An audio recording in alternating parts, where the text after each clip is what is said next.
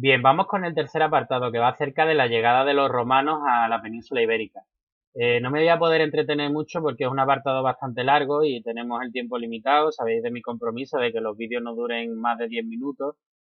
Entonces voy a ir un poco rápido. Si tenéis alguna duda ya sabéis que en la videoconferencia pues podréis preguntármelo sin ningún problema.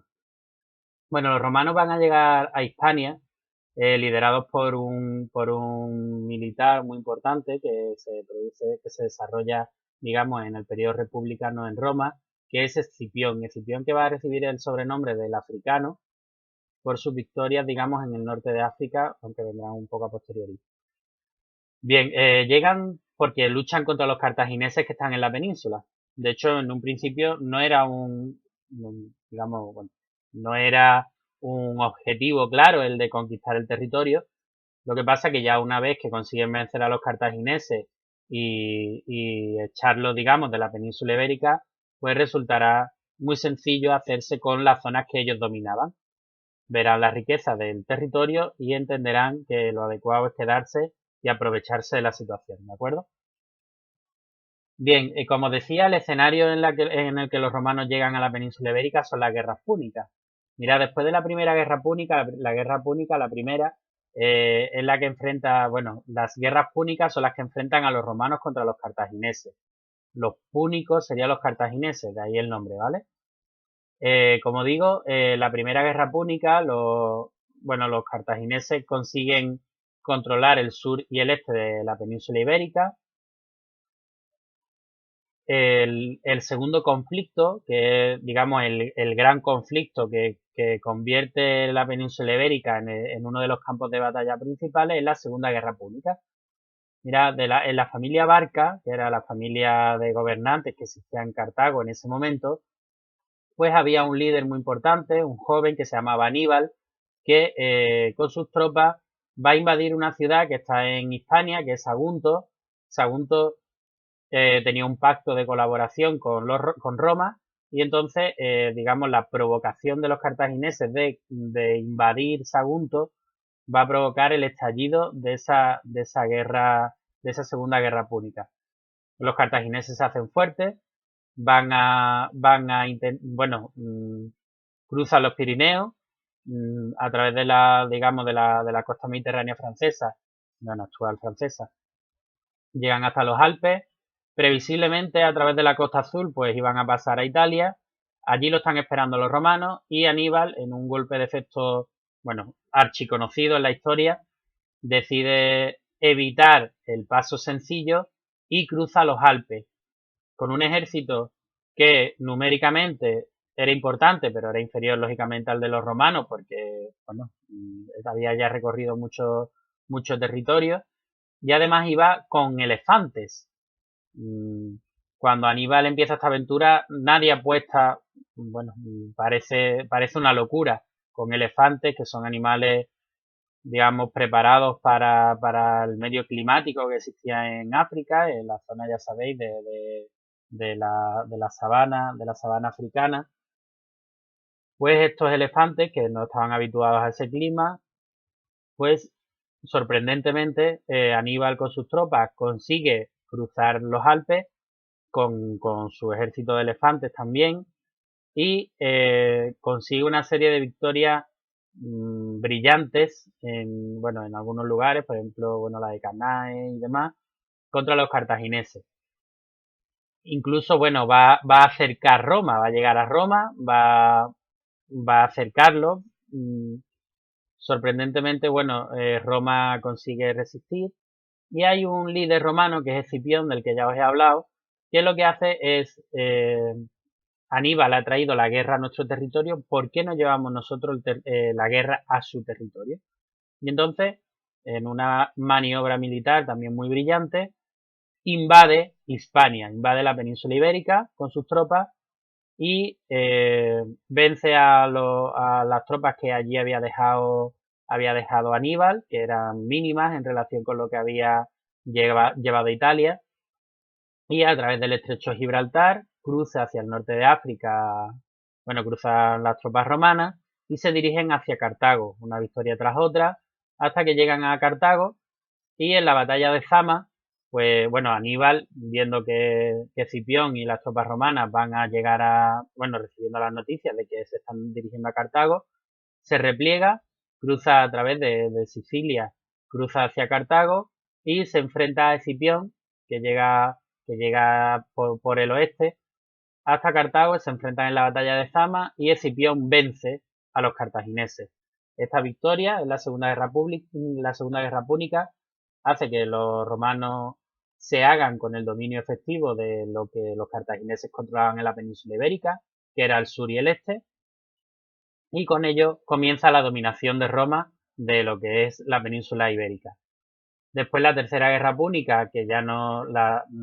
digamos, no es un escenario ya en sí, lo que es la península ibérica, pues Roma va a terminar ya pues aniquilando a Cartago, venciéndola definitivamente y provocando que desaparezca ya como tal lo que era la potencia cartaginesa en el Mediterráneo. Bueno, la conquista, conocemos tres fases en esa conquista de Roma de la península ibérica. La primera sería en el siglo III antes de Cristo, con la derrota que sufre Aníbal y la expulsión de los cartagineses, una batalla decisiva de la que no os he hablado antes, que es la batalla de Ilipa, que se desarrolla en Alcalá del Río, la actual población de Alcalá del Río, que está al norte de Sevilla. Bueno, ahí se produce la victoria de los romanos principal sobre los cartagineses, y los cartagineses ya, como pueden, abandonarán la península rápidamente y Escipión ya los persigue hasta que ya luego en la batalla de Zama los liquide. Bien, esto hace que Roma controle ya lo que era la zona íbera, es decir, todo lo que es el sur y el este de la península. Digamos, una zona que ya era favorable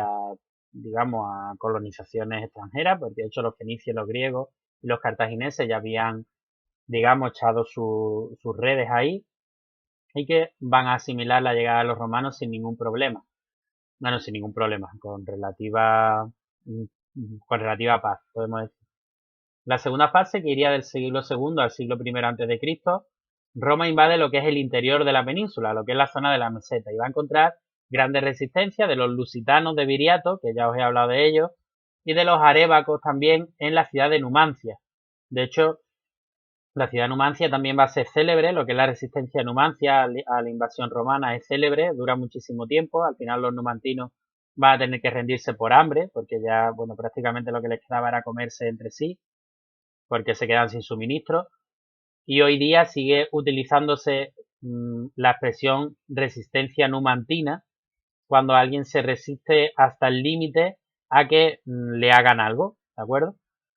Bueno, incluso también aquí se produce la conquista de Baleares en esta segunda fase. Y la tercera fase, que va desde el 29 al 19 antes de Cristo, ya comandada por el emperador Octavio Augusto, ya estamos en el imperio, en el periodo imperial, ya Octavio Augusto se ha impuesto en el segundo triunvirato y ha recibido, digamos, los honores de emperador. Se produce, digamos, la lucha en lo que es el norte, para conquistar la zona norte. Se produce una serie de guerras que se conocen como guerras cántabras y que va a suponer la victoria de los romanos, no nada sencilla, pero bueno, va a provocar la dominación de Roma, de lo que es la zona de la actual Galicia, Asturias, Cantabria y en el País Vasco más o menos también, solo más o menos, digamos, en lo que es la provincia de Álava actual, digamos, que es la zona de Vitoria, se va a situar una legión para controlar el territorio, pero en la práctica muy poca romanización en esa zona. Bueno, la organización territorial también va a ser diferente. Los primeros años de conquista, en esa primera fase, lo que va a hacer Roma va a ser dividir lo que controlaba, que era el sur y el este, en dos provincias. La Hispania citerior, citerior significa más cercana a Roma, y la Hispania ulterior, que significa la más alejada de Roma. La Hispania citerior sería, digamos, lo que es la costa este de la península ibérica, lo que hoy sería pues Cataluña, parte de Aragón, la Comunidad Valenciana y Murcia, básicamente, con capital en la ciudad de Tarraco, actual Tarragona, y después la Hispania Citerior, que sería prácticamente la actual Andalucía, que tiene su capital en la ciudad de Córdoba. Después, con Octavio Augusto, ya en la época imperial, se crean unas nuevas provincias y luego las propias provincias se dividen en unos territorios que se llamaron conventus. Bien, las provincias van a ser la tarraconense, con capital en Tarraco, como su propio nombre indica. Después la Bética, que sería con capital en Córdoba, que sería pues una parte importante de Andalucía e incluso ocupando una parte de Castilla y La Mancha y de Extremadura. Y después la Lusitania, que sería la parte occidental de la península ibérica, con capital en la ciudad de Emérita Augusta, que sería la actual Mérida. Después con Diocleciano, ya en el siglo III, pues se van a mantener las tres provincias anteriores, que eran la Tarraconense, la Bética y la Lusitania, aunque básicamente a costa de la Tarraconense van a crearse dos provincias nuevas, que sería la Galaecia o la Galecia, sería la actual zona de Galicia, bueno, un poquito amplia, con capital en Brácara Augusta, que es la actual ciudad portuguesa de Braga, y después la cartaginense con capital en Cartagonova, la actual Cartagena. Y ya por último, en el siglo IV hay una modificación en la que se crea una nueva provincia que sería la Baleárica, que serían las Islas Baleares, con capital en Polentia, pero bueno, no importa, sería Palma. Y después la Mauritania Tingitana, que es el norte de África, que se asimila, digamos, a lo que es la provincia de Hispania, aunque en realidad no es la península ibérica como tal, que tendría su capital en Tingis, que es la actual Tánger. ¿De acuerdo? Bueno, muchas gracias, me he colado un poquito, pero solo poco a poco.